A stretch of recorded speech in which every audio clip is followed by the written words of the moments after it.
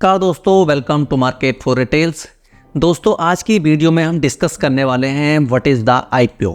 IPO क्या है and how to apply for an IPO. IPO में अप्लाई कैसे करना है, इसके कई सारे तरीके हैं, उनको लेके हम इस वीडियो में डिस्कस करने वाले हैं। आईपीओ क्या है उसको भी लेके विस्तार से हम वर्णन करने वाले हैं। IPO means initial public offering. है क्या आईपीओ, कौन लेके आता है, क्यों लेके आता है? जब भी किसी कंपनी को फंड रेज करना होता है, यानी मार्केट से पब्लिक से पैसा उठाना होता है, तो चाहे वो प्राइवेट कंपनी हो या फिर सरकारी कंपनी हो, तो major type of issue in primary market, जैसे पब्लिक इशू हो गया, ठीक है, प्रेफरेंशियल इशू हो गया, राइट इशू हो गया और बोनस इशू हो गया। तो आज की इस वीडियो में डिस्कस करेंगे पब्लिक इशू के बारे में, क्योंकि ऑलरेडी मैं राइट इशू के बारे में ऑलरेडी मैं एक वीडियो बना चुका हूं। अगर आपने नहीं देखी है तो एक बार चैनल पे विजिट करके वीडियो देख सकते हैं। और बोनस इशू को लेके भी बहुत जल्द एक वीडियो मैं लाने वाला हूं, ठीक है। तो अगर अभी तक आपने चैनल को सब्सक्राइब नहीं किया है तो चैनल को सब्सक्राइब जरूर कर लेना। अब आईपीओ का प्रोसेस क्या है इंडिया के अंदर, अगर इंडिया के अंदर हम आईपीओ प्रोसेस की अगर बात करें तो सबसे पहले क्या होता है, जब किसी भी कंपनी को आईपीओ लाना है, उसको लेके वो क्या है, इन्वेस्टमेंट बैंकर को हायर करती है, जो उसके आईपीओ को लेके आगे की पूरी प्लानिंग करती है, ठीक है। उसके बाद में क्या है, सेबी के पास में वो लोग एप्लीकेशन सबमिट करते हैं, फिर डीआरएचपी फाइल किया जाता है और उसके बाद में रोड शो। जब सेबी के द्वारा आईपीओ की मंजूरी मिल जाती है तो उसके बाद उसका प्राइस फिक्स किया जाता है। जो फाइनल आरएचपी होता है उसको सेबी के पास सबमिट किया जाता है, जिसमें डेट वगैरह भी मेंशन की जाती है। फाइनली उस डेट को आईपीओ लॉन्च कर दिया जाता है और फिर शेयर को अलॉटमेंट हो जाता है और लिस्टिंग शेयर की एक्सचेंजेस पे हो जाती है, ठीक है। इस पूरे प्रोसेस में लगते हैं लगभग 6 दिन। मान लिया अगर आपको 1 तारीख को कोई इशू खुला तो वो लगभग 3 दिन तो इशू ओपन रहता है, 1 से 3 तारीख तक। उसके बाद उसमें क्या है, 4 तारीख को शेयरों का अलॉटमेंट होगा, ठीक है।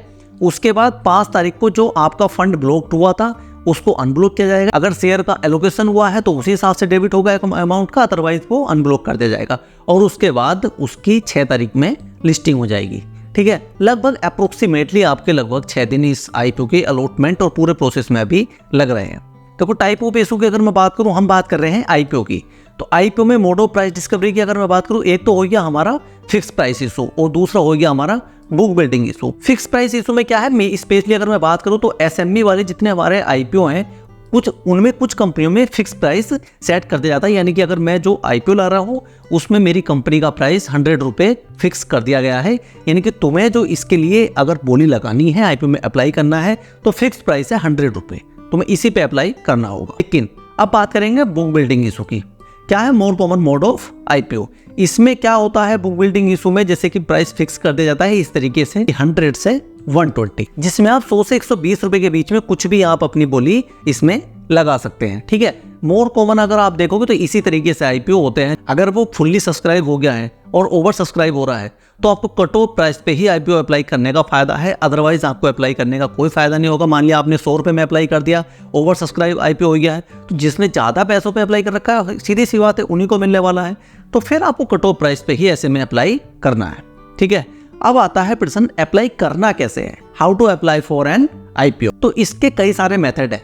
तो हो गया ऑनलाइन मोड और दूसरा हो गया ऑफलाइन मोड। ऑनलाइन मोड में भी एक हो गया हमारा एएसबीए, दूसरा हो गया यूपीआई इन एएसबी। एएसबीआई मतलब कि application supported by blocked amount, जिसमें क्या अगर आप देखोगे तो बहुत सारे हमारे सर्टिफाइड सिंडिकेट बैंक हैं जो इस तरीके की फैसिलिटी प्रोवाइड करा रहे हैं। जिसमें अगर आप देखोगे तो एक हो गया हमारा नेट बैंकिंग। नेट बैंकिंग के जरिए हम इस तरीके से आईपीओ अप्लाई कर सकते हैं, ठीक है। जो भी हमारा अमाउंट है वो ब्लॉक कर सकते हैं बैंक में और उसके जरिए हम अपनी बिडिंग कर सकते हैं। एक होगा यूपीआई के जरिए।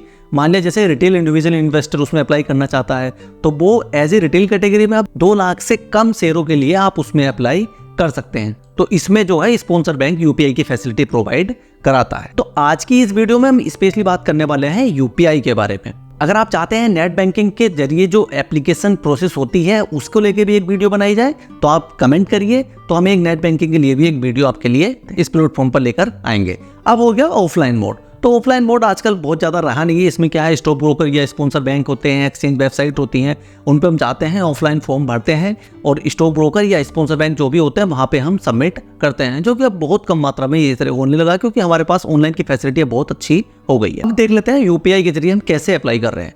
कोई भी आईपीओ आया तो आईपीओ आने के बाद में हम अपने जो भी हमारे इस टाइम हम अपना ब्रोकर का ऐप यूज़ कर रहे हैं, चाहे ग्रो हो, चाहे जीरोधा हो, एंजल वन हो, धन हो, पेटीएम मनी हो, जितने भी हम एप्लीकेशन अपने यूज कर रहे हैं उनमें आईपीओ आपका दिखता ही है, सीधी सी बात है कि इस डेट से इस डेट तक ये ओपन है, आप इसको अप्लाई कर सकते हैं। आपने आईपीओ के लिए अप्लाई कर दिया। आईपीओ जब अप्लाई करेंगे तो आप यूपीआई के लिए वो आपसे नंबर पूछेगा कि आप किस नंबर पे यूपीआई के लिए रिक्वेस्ट अपनी भेजना चाहते हैं। तो उसी नंबर पे फिर जैसे ही आप अपना नंबर डालोगे, उसी नंबर पे आपको एक मैंडेट रिक्वेस्ट रिसीव हो जाएगी। जिस भी एप्लीकेशन का आपने डाला है, मान लिया फोन पे डाल दिया है तो फोन पे उसी नंबर पे पहुंच जाएगी, पेटीएम डाला तो पेटीएम पे उसी नंबर पे आपकी रिक्वेस्ट अमाउंट ब्लॉक करने के लिए पहुंच जाएगी। ठीक है, इस तरीके से मान लिया आपको रिक्वेस्ट करा, जिस भी बैंक का आपने करा, तो वहां से आपको एक मैंडेट रिक्वेस्ट रिसीव हो जाएगी।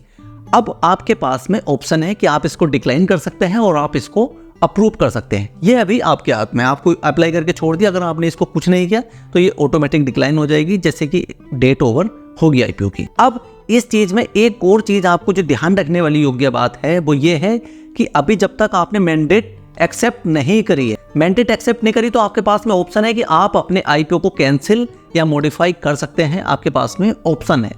लेकिन जैसे ही आपने अगर अपनी मैंडेट को अप्रूव कर दिया, आपके पास में अब ऑप्शन नहीं होगा और आपके मैंडेट एक बार अप्रूव हो जाएगी तो आपके पास में इस तरीके का एक मैसेज आ जाएगा, your UPI mandate successfully created towards ये कंपनी, और इतना फंड्स आपका जो है ब्लॉक कर दिया गया है।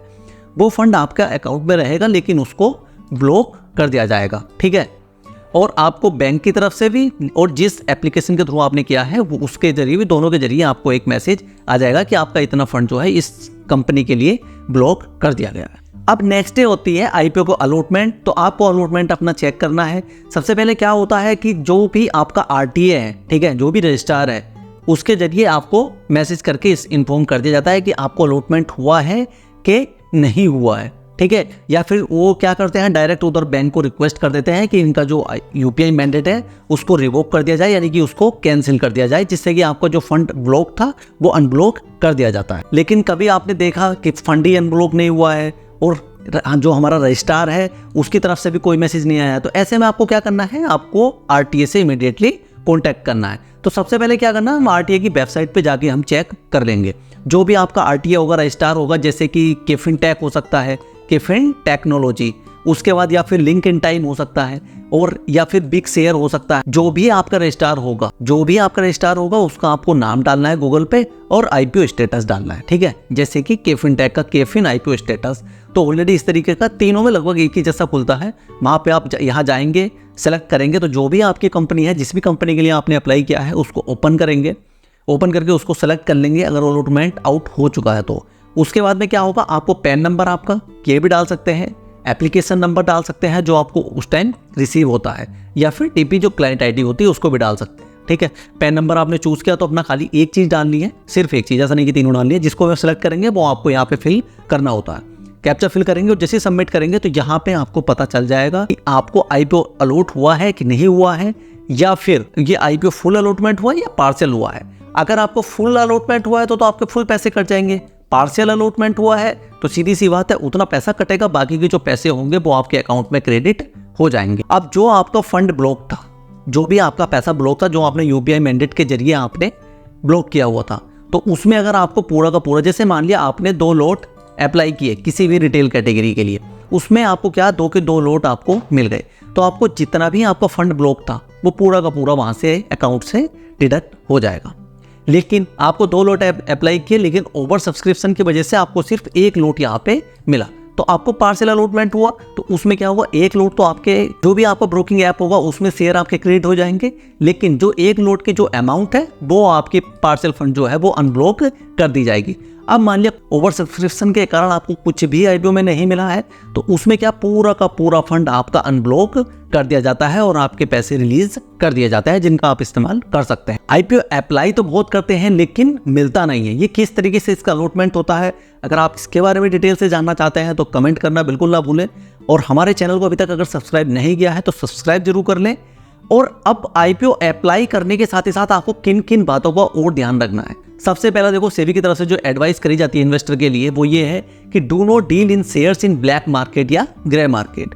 क्या होता है कि आपने बहुत देखा होगा, बहुत सारे जो इन्फ्लुएंसर हैं उनको मुंह से भी सुना होगा कि जीएमपी इतना चल रहा है, ग्रे मार्केट प्राइस अभी 100% चल रहा है, शेयर दोगुने पे लिस्ट होगा। तो ऐसा नहीं है कि जो भी आपका जीएमपी चल रहा है उतने ही परसेंट पे शेयर मार्केट में भी उस आईपीओ की लिस्टिंग हो, ऐसा बिल्कुल नहीं है। तो ये एक्यूरेट नहीं होता है, लेकिन इससे थोड़ा सा हमें अंदाजा हो जाता है कि मार्केट में डिमांड है इस शेयर को लेके, वो कैसी डिमांड हमें देखने को मिल रही है। तो उसी तरीके से सब्सक्रिप्शन भी हमारे हायर साइड या लोअर साइड हमारे चले जाते हैं। कोशिश करिए कि आईपीओ में लॉन्ग टर्म इन्वेस्ट करें, क्योंकि अगर आप देखोगे, आपने देखा कि आपने टारगेट लिया 10 से 20% का टारगेट लिया और उसके बाद में आप आईपीओ से तुरंत निकल गए। कंपनी मार्केट में लिस्ट हुई, उसके बाद कंपनी ने काफ़ी अच्छा वहाँ पे देखा तो प्रदर्शन किया, अच्छा प्रॉफिट मेकिंग कंपनी बनी, तो उसके बाद में उसका फायदा उसके शेयर को मिलता है। बहुत सारे आईपीओ अगर आप देखोगे 2 से 3 गुने अपने एक साल में पिछले कुछ समय में हुए भी हैं, तो वो मौका हमारे हाथ से फिर ऐसे में छूट जाता है। तो कोशिश करें जो बहुत अच्छी कंपनी है आप उनके फंडामेंटली एक बार चेक करें, और फंडामेंटली जो अच्छी कंपनी है उनमें निवेश करके आप थोड़े समय के लिए देख सकते हैं। 1 person is permitted to make only one application is an